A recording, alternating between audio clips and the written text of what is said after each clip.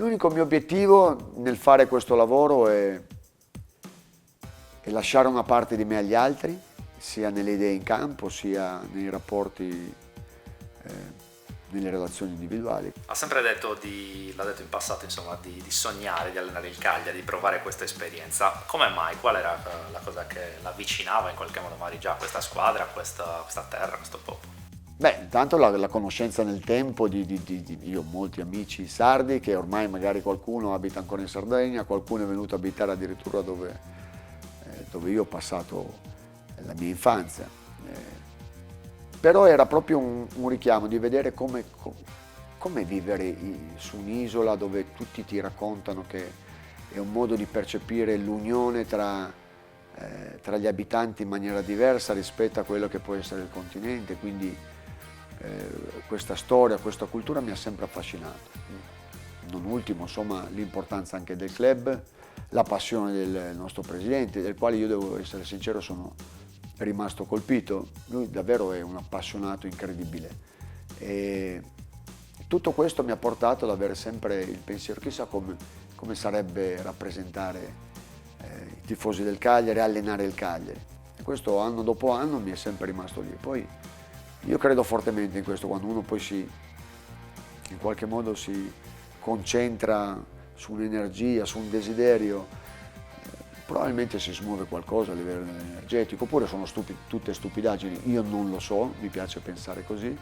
Fatto sta che è accaduto, quindi il mio unico obiettivo è quello di dare tutto me stesso, questo è quello che mi interessa. Il mito di Gigi Riva, cosa rappresenta per Davide Nicola? Quanto gliene anche magari stanno parlando, ma insomma penso non ci fosse bisogno. Qua è tangibile, eh. Devo dire che è un'icona perché rappresenta l'orgoglio, rappresenta la resilienza, rappresenta la serietà di non solo di condurre una vita qualitativa fatta di valori. Io non ho avuto il piacere di frequentarlo come è successo per altri, però ti accorgi assolutamente dell'enorme amore che circonda Gigi Riva, è impressionante. E di questo sono anche felice però, perché è la dimostrazione che molto spesso magari quando qualcuno vuol farti credere che rinunci a possibilità incredibili che sono ritenute di fatto più alto, di rimando che cosa è in grado di dimostrarti la gente e di cantare la tua storia anche nel tempo a venire. Io credo che questo sia straordinario e che lo si avverta ad ogni passo che tu fai in Sardegna. Ho avuto il piacere di conoscere Nicola, quindi il figlio, ho parlato poco, quando devo dire la verità, mi piacerebbe conoscerlo in maniera più approfondita, ma già solo da come si pone e come parla ti accorgi che deve essere stato veramente un grande. Cioè, Gigi deve essere stato qualcosa di particolare.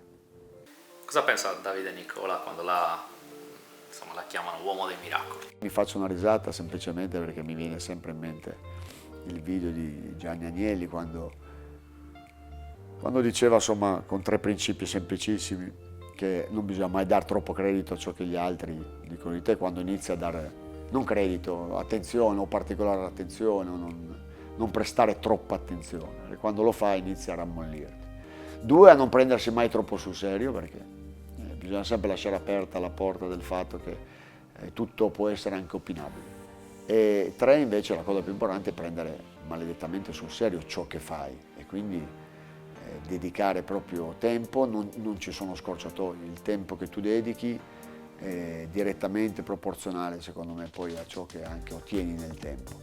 È chiaro che essendo un gioco e quindi avendo una componente anche casuale, non tutto è scienza e quindi potrebbe anche succedere che non sempre raggiungi quello che vuoi, ma nel lungo periodo secondo me chi ha una giusta programmazione, una giusta visione può avere i presupposti per raggiungere e gratificarsi. Mister, molti la vedono come un grande motivatore ancora di più, insomma, se entra in corsa, ma un suo ex giocatore, Emanuele Ghiasi, ci ha detto che tutti sottovalutano la sua parte tattica. Fondamentalmente uno deve avere una grande volontà di ascoltare gli altri in maniera non solo curiosa, ma attratta prima dalla persona e poi eventualmente dall'atleta. e avere un progetto tecnico-tattico, quindi saperlo trasferire. Questo credo siano fondamentalmente i due punti chiave per poter guidare altre persone.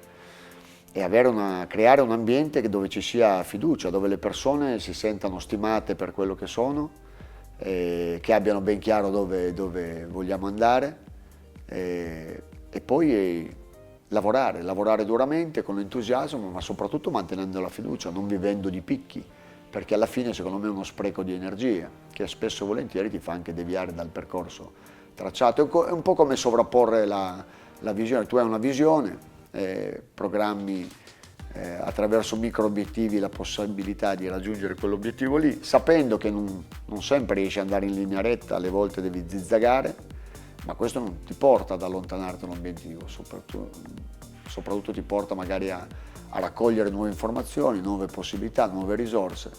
E la cosa importante è che tu non devi mai distogliere, devi sovrapporre la tua visione all'operato che stai facendo. Io faccio questo, io di fatto lavoro in campo, tutto il resto lo lascio dire agli altri.